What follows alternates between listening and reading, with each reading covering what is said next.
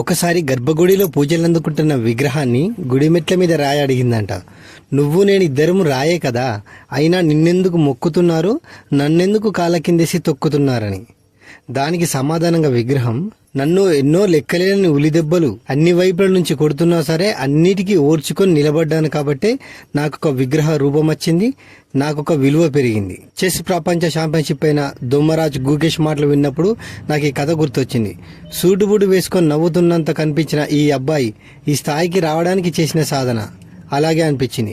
ఉలి దెబ్బలు తిని రాయిని విగ్రహం అవ్వడం లాంటిదే అని కూడా తెలిసింది. ఉన్నతమైన లక్ష్యాన్ని ఎంచుకోవడం ఒకెత్తు అయితే దాన్ని చేరుకోవడానికి తగిన కృషి చేయడం కూడా మరొకెత్తు. 2013లో ఆనంద్ కార్లసన్ మధ్యలో మ్యాచ్ చూసిన గుకేష్ ఆ అద్దల గదిలో కూర్చొని ఆడాలని కలలు కనడం జరిగింది. అనుకున్నదే తగుదుగా ఊరుకోలేదు. 11 ఏళ్ల పాటు కఠోర సాధన కూడా చేయడం జరిగింది. అతని పట్టుదల చూసి ఆర్థికంగా ఎన్ని ఇబ్బందులున్నా ఎన్ని ఎదురైనా కూడా వాటిని అధిగమిస్తూ అండగా నిలిచిన తల్లిదండ్రుల ఫలితమే 12 ఏళ్ల 7 నెలల 17 రోజుల పిన్న వయసులోనే గుకేష్ గ్రాండ్ మాస్టర్ అయ్యాడు. ఆటగాడిగా నిలిచాడు. ఆ ఉత్సాహంతో మరింతగా కష్టపడ్డాడు. చివరికి ప్రపంచ ఛాంపియన్గా కూడా విజయ పతాకాన్ని ఎగరేసి ఎందరో ఔత్సాహిక క్రీడాకారులకు స్ఫూర్తిగా నిలుస్తున్నాడు గుకేష్.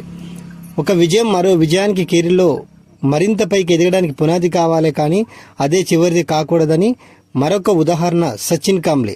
పాఠశాల స్థాయిలో క్రికెట్ పోటీలో ఓపెనింగ్ భాగస్వామ్యంతో ప్రపంచ రికార్డు నెలకొల్పిన వాళ్ళిద్దరూ అమాంతంగా వచ్చిపెట్ట పేరు ప్రతిష్టలను కాంబ్లే చెదిరిపోయాడు. కానీ సచిన్ వాటిని నిలుపుకొని ఇంకా కష్టపడి పైకి వెళ్ళాడు. ఎన్నో రికార్డులను సాధించి ఎన్నో విజయాలను తన సొంతం చేసుకున్నాడు. వ్యక్తిగత బలహీనతల్ని అధిగమించగలిగితే విజయ తీరాలకు చేరడం సాధ్యమవుతుందని నిరూపించాడు సచిన్ టెండూల్కర్. ఏ రంగంలోనైనా లక్ష్య సాధన అనుకున్నంత తేలికగా కాదు.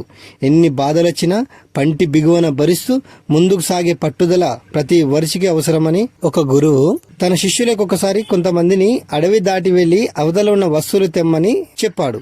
అలా ఒక దుంగను కూడా ఇచ్చి పంపాడు. ఆ దుంగను మేసుకెళ్లడం ఎందుకని ఎవరికి వారు ఇష్టం వచ్చినంత తెగ్గోసుకొని వెళ్లారట. తీరా చివరికి వచ్చి చూసేసరికి అవతల పొడవైన కాలువను దాటవలసి వచ్చింది. అందరూ తెల్ల ముఖం వేసి చూశారు.